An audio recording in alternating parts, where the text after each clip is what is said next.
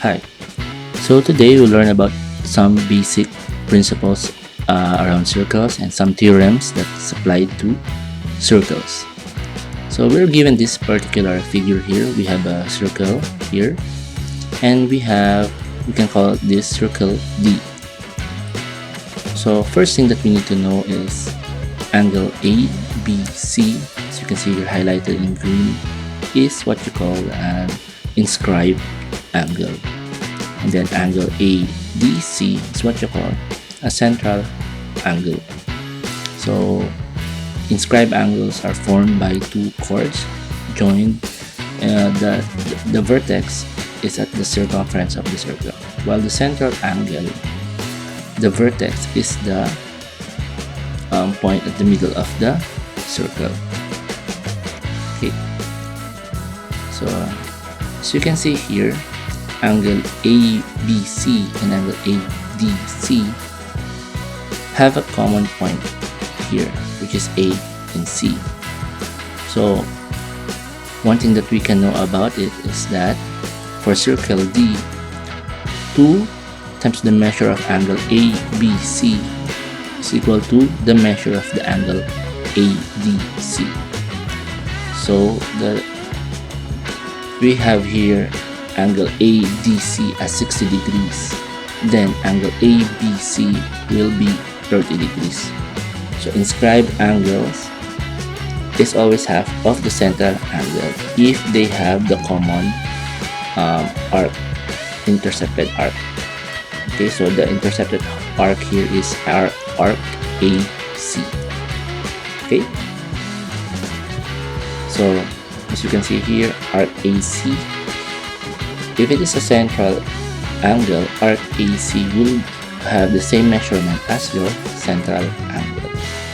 So in the sample given earlier, so if we have here ADC as 60 degrees, then arc AC is also 60 degrees. And then arc AC is also twice of ABC. So if we have 60 degrees on your ADC here and you have 30 degrees here, this one arc AC will be twice of the 30 degrees, which will also be 60 degrees. So AC is what you call an intercepted arc of ABC and ADC. Okay, so it's important that you know that the inscribed angle will always be half of the central angle if they have a common intercepted arc. Next one here, so as you can see here, the central angle here is 180 degrees. It's the diameter. Thus, the inscribed angle is half of that 180 degrees, which will give us a right angle, which is 90 degrees. Okay, so whenever you have a diameter, the inscribed angle in a diameter will always be 90 degrees, or a right angle. Another one that you have to know is, so if you can see here, angle BCA and angle EDB have the same point here, or they have the same intercepted arc BE. Therefore, the measurement of angle BCA and EDB will always be the same. So it's highlighted here in yellow. Now let's go to secants and tangents of a circle. So what's a tangent? So a tangent is a line, so you can call a line tangent to a circle if it only touches one point in the circumference of the circle. So if it touches one point here, you can see here, it is also perpendicular to the radius. Okay, to that point. So the radius touching that point will always be perpendicular to the tangent line. And here you can see here a line passing through a circle and touching the circumference twice. It's what you call secant. So this one is a tangent and this one is a secant. So what can we know about secant and tangent? So first, we can know here that if two secant lines intersected outside the circle, the common point, for example point A, and it intercepted the circle.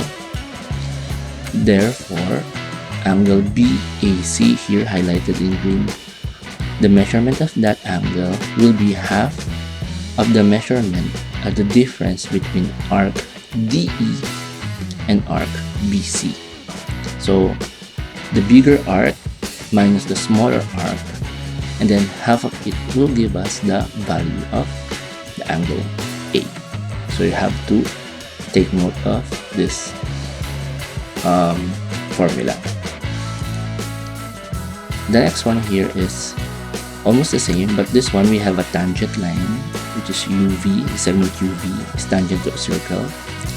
So angle VUX, so UY is a secant, so this was a combination of tangent and secant. So angle VUX will be 1/2 arc VY minus arc VX. So the same principle as the one when we have two secant lines intersecting. We can also apply the same principle if we have a combination of secant and tangent. Okay, so here's the principle. The angle formed outside the circle by intersecting secants, or a secant and a tangent, or two tangents, will always be equal to the 1/2 of the difference between the intercepted arcs. Okay, so another thing here is that if you can see here, angle ABC is half of this arc AB. So this one, BC is a tangent, and then AB is just a chord. So the angle formed by a tangent and a chord, which is given by angle ABC, or we can label it as X, is 1/2 of the arc intersected. So if the arc is 148 degrees, then angle ABC will be 74. Another one here is if you have two chords intersecting inside the circle, then if arc AD is 54 degrees and arc CB is 32 degrees, and you want to get the angle of DEA, the measurement of angle DEA, which is highlighted in blue, it is 1/2 the sum of 54 and 32. So if you add 54 and 32, that's 86, and the half of it is 43 degrees.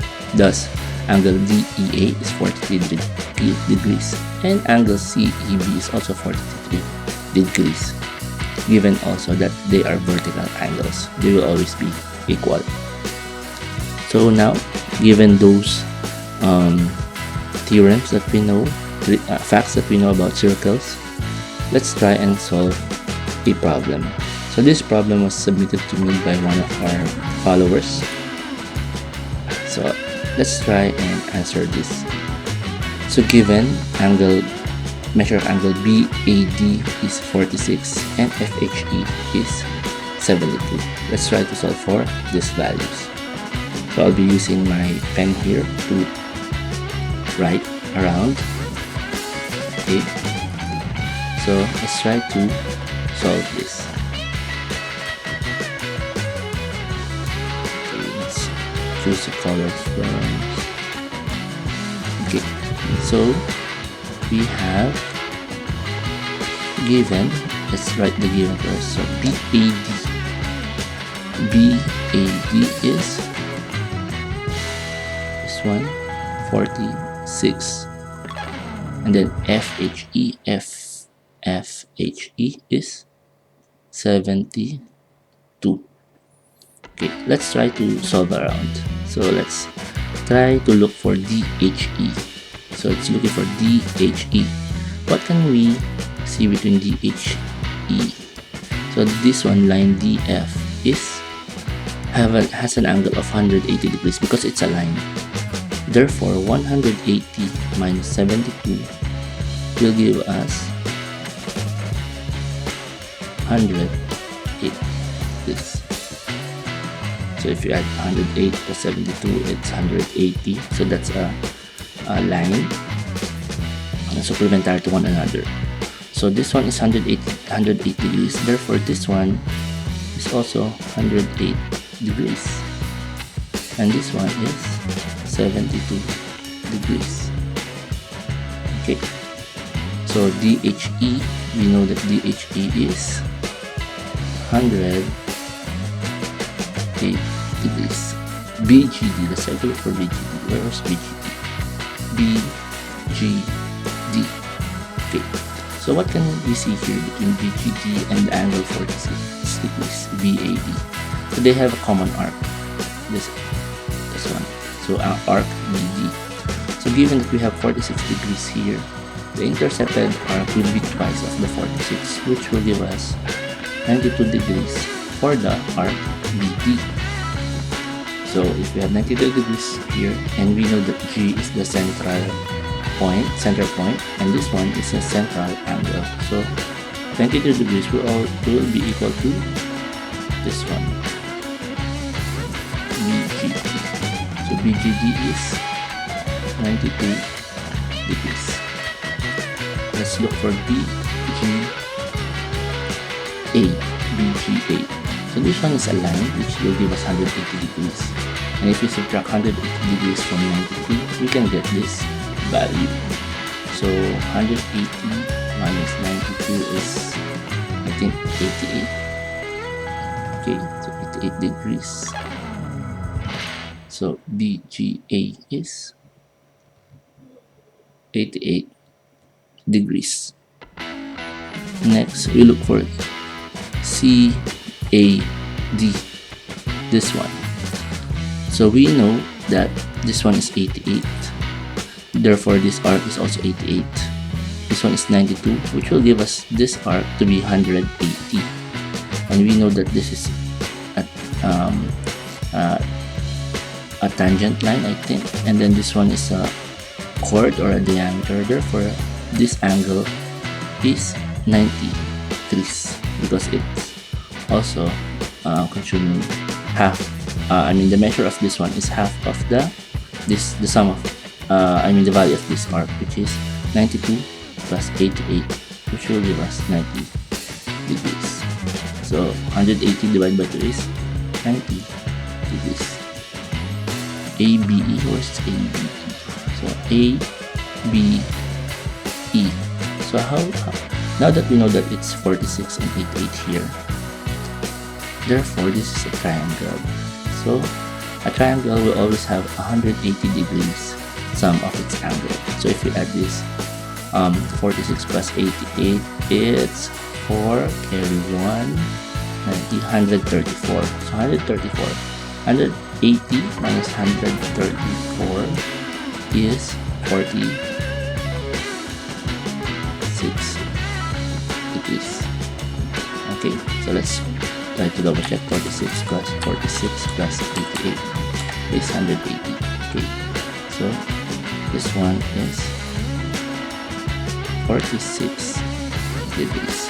The last one here that we want to solve is angle ADF. What is that? ADF.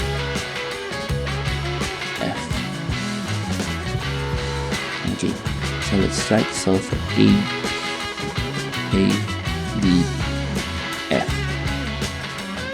Okay, so if we have 92 here, this one is also 92 degrees. Okay, 92 degrees, and this one is also 88 degrees. So 88 plus 72 will give us 160 degrees, and this one is part of the triangle, this GDH. This is a triangle. So this one is, if this is 88 plus 72 is 160, therefore AGF is 20 degrees. Okay, so you just have to play around the values of your angles. So you just have to use properly the theorems that we've discussed in the previous pages. So same with the arc, since we already know the measure of this one, this arc is already 88 degrees. Okay, and then this whole arc is already 92 degrees. Okay, and then this arc is also 88 degrees. And this one is 92 degrees. Okay, and if we want to know, so we know that this one is 92 degrees. This arc is 92 degrees. But how do we know this one, this particular arc AF? So this one is twice of 20 degrees, which will give us the 40 degrees. And then this one is the difference of 92 times 40, which will give us around 52 degrees. Okay, so I hope this is clear in using the theorems that we have in computing for the angles inside the circle, and also computing for the arc. I hope you learned something today. Thank you, and God bless.